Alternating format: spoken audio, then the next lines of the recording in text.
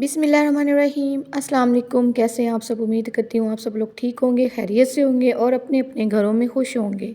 तो आज के व्लॉग में मैं आपके लिए बहुत ही प्यारा सा तोहफ़ा लाई हूँ जो कि आपको ज़रूर पसंद आएगा। तो जी मुख्तसर सी बात करूँगी, मैं बात को ज़्यादा लंबा चौड़ा नहीं करूँगी जिससे आप भी बोर ना हों, आप वेट करते रहें कि वो क्या तोहफ़ा है, और आपका जो टाइम जो है ना वेस्ट नहीं करूँगी बिल्कुल, और टॉपिक पे आऊँगी सीधा ही मैं। तो यहाँ पर जी मैं बना रही थी फल। ये रात का टाइम था, अभी ये सुबह का टाइम है, तो मैं धो रही हूँ बर्तन।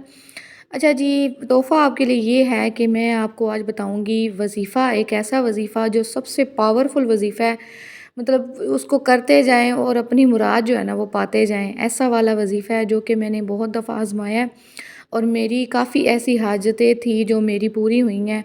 तो जी मैंने सोचा क्यों ना मैं आपके साथ भी शेयर करूं, क्या पता किसी की कोई मुश्किल हो, कोई जो दुआ हो, कोई रुकी हो वो पूरी ना हो रही हो, तो क्या पता मेरे इस वज़ीफ़े बताने से, क्योंकि माशाल्लाह से मेरी तो बहुत ज़्यादा दुआएं जो है ना वो कबूल हुई हैं और मैं अल्लाह का लाख लाख शुक्र अदा करती हूँ। कुछ दुआएं जो हैं वो मेरी कबूल नहीं हुई, तो उस पे भी मैं अल्लाह का लाख लाख शुक्र करती हूँ, क्योंकि जो चीज़ हमारे हक़ में बेहतर नहीं होती वो अल्लाह पाक हमें अता नहीं करता। जो हमारे हक़ में बेहतर होता है वो अल्लाह पाक हमें ज़रूर अता करता है, और उसके वसीले भी हमारे बहुत ज़्यादा बनते हैं, क्योंकि जो हमारे लिए हक़ में बेहतर हो वो हमारी दुआ कबूल होनी होती है और उसके लिए वसीले भी अल्लाह पाक बनाता है। तो जी मेरी भी कुछ ऐसी दुआएं थी जो पूरी नहीं हो रही थी काफ़ी टाइम से। फिर मैंने ये वज़ीफ़ा किसी ने मुझे बताया था, जैसे आप ऐसे समझ लें जैसे वो भी मेरे लिए एक वसीला ही बनकर आए थे। तो मुझे उन्होंने बताया, तो मैंने ये वाला वज़ीफ़ा सिर्फ़ 2 बार किया है, तो अल्लाह पाक ने मेरी जो है ना सुन ली। इससे जो है ना मेरी बहुत ज़्यादा मुश्किलें भी आसान हुई हैं, और बहुत ज़्यादा मैं परेशान रहती थी, गम में रहती थी, और डिप्रेशन बेसुकूनी से भी जो है ना मुझे छुटकारा मिल गया है इस वज़ीफ़े को करने से। वैसे तो अल्लाह पाक की हर कलाम में ही बहुत ज़्यादा बरकतें हैं, नेमतें हैं, शिफ़ा है। तो आप कह लेंगे पूरे कुरान पाक में ही ना अल्लाह पाक ने शिफ़ा रखी हुई है, नेमतें हैं, हिदायत है।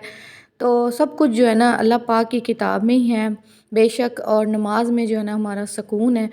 तो बस मेरे पास कुछ मुझ पे ना ऐसा टाइम आ गया था कि बहुत मुश्किल था मेरे लिए आगे सरवाइव करना, बहुत मुश्किलें थी मेरी ज़िंदगी में।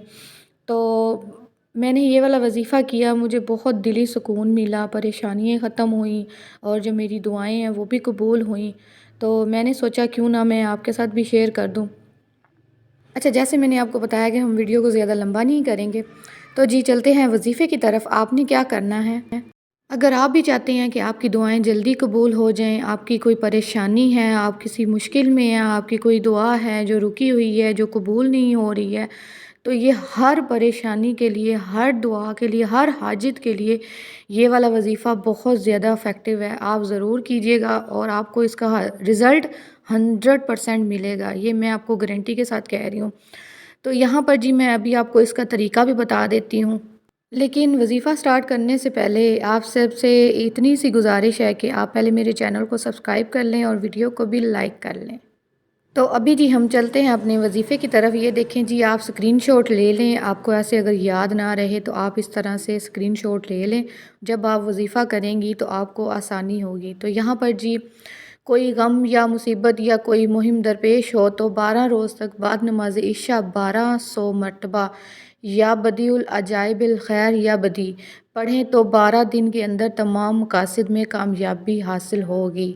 तो ये जी वज़ीफ़ा है, आपने इस तरीके से करना है। आपने रोज़ रात को इशा की नमाज़ पढ़ लेनी है, 12 दिन तक आपने ये वाला वज़ीफ़ा करना है, और उसके बाद जो है ना आपने इस तरह से पढ़ के 12 तस्बीहें तो आपने अपनी दुआ मांगनी है। अच्छा, दुआ मांगने के भी सबके अपने अपने तरीके हैं। तो दुआ मांगने का सबसे अच्छा तरीका जो है ना वो ये है कि ऐसा एक टाइम रख लें जिस टाइम आपको कोई भी तंग ना कर सके, कोई आपको डिस्टर्ब ना कर सके।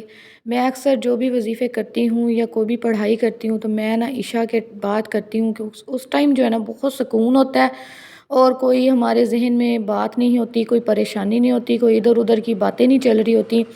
बस हमें जो है ना अल्लाह की तरफ जो है ना हमारा ज़हन रहता है।